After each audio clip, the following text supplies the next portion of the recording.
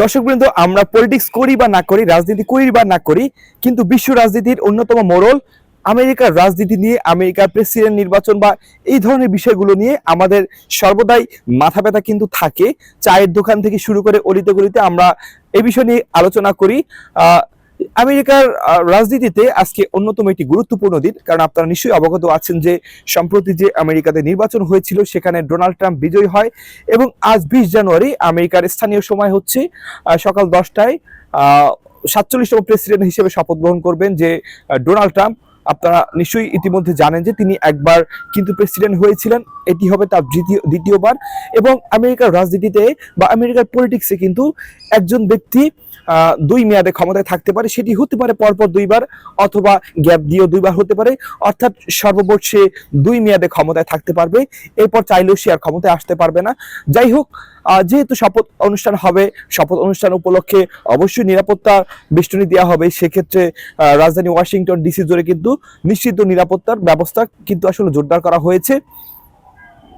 এখন সেই ডোনাল্ড ট্রাম্পের শপথ অনুষ্ঠানে কারা কারা আসলে ইনভাইটেশন পেয়েছে, দাওয়াত পেয়েছে, বা সেখানে কারা কারা উপস্থিত থাকবেন, আসলে সে বিষয়টি আমি যতদূর দেখেছি যে চীনের সাথে তাদের যতই শত্রুতা থাকুক, কিন্তু চীনের যে প্রেসিডেন্ট শি জিনপিং তাকে কিন্তু সেখানে ইনভাইট করা হয়েছে। পাশাপাশি কিন্তু আপনার সেখানে ওয়াশিংটনে আসছে আরো বিভিন্ন দেশের রাষ্ট্রপ্রধান, সরকার প্রধান, তারা কিন্তু সেখানে উপস্থিত থাকবেন। এর মধ্যে আবার আর্জেন্টিনার প্রেসিডেন্ট রয়েছেন জাভিয়ার মাইলি, ইতালির প্রধানমন্ত্রী জর্জিয়া মেলোনির অংশ নেওয়ার কথা রয়েছে। আর চীনের যে প্রেসিডেন্ট শি জিনপিং, সে না আসলেও হয়তোবা তার প্রতিনিধিত্ব আসবে, দেশটির ভাইস প্রেসিডেন্ট হানজেং সেখানে উপস্থিত থাকার সম্ভাবনা রয়েছে। আরেকটি বিষয় হচ্ছে 1874 সালের পরে পররাষ্ট্র দপ্তরের যে তথ্য রয়েছে সেই অনুযায়ী মার্কিন যুক্তরাষ্ট্রের ক্ষমতা হস্তান্তর অনুষ্ঠানে কোনো বিদেশি নেতা কখনো যোগ দেননি। সেই দিক থেকেও এটি হতে যাচ্ছে কিন্তু আসলে বিরল এক অভিযোগ। এর আগে কখন 1874-এর পরবর্তীতে বিদেশি কোনো নেতাকে, বিদেশি কোনো প্রেসিডেন্ট বা বিদেশি কোনো রাষ্ট্রপ্রধানকে আসলে কিন্তু ইনভাইট করা হয়নি। আর 2021 সালে যখন জো বাইডেন ক্ষমতা গ্রহণ করেন তখন কিন্তু ডোনাল্ড ট্রাম্প উপস্থিত ছিলেন। পাশাপাশি শুধু বাইডেনই নন, ট্রাম্পের তখন ট্রাম্প উপস্থিত ছিলেন, কিন্তু এই ট্রাম্পের যে শপথ অনুষ্ঠান সেখানে কিন্তু বাইডেন নন, পাশাপাশি কিন্তু শপথ প্রত্যাখ্য করবেন যে সাবেক প্রেসিডেন্ট রয়েছেন, যে বিল ক্লিন্টন ছিলেন, তারপরে George W Bush, Barack Obama, তারাও থাকবেন।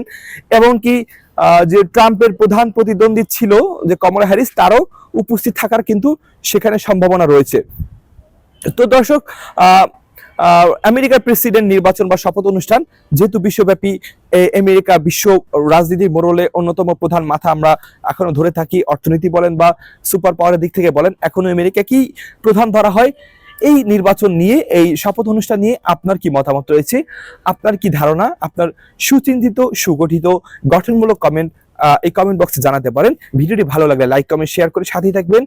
সবাই সুস্থ থাকবেন, নিরাপদে থাকবেন, সেই প্রত্যাশা বিদায় নিচ্ছি। আমি মোহাম্মদ তারেক জামিল, সবাইকে অসংখ্য ধন্যবাদ। আল্লাহ হাফেজ।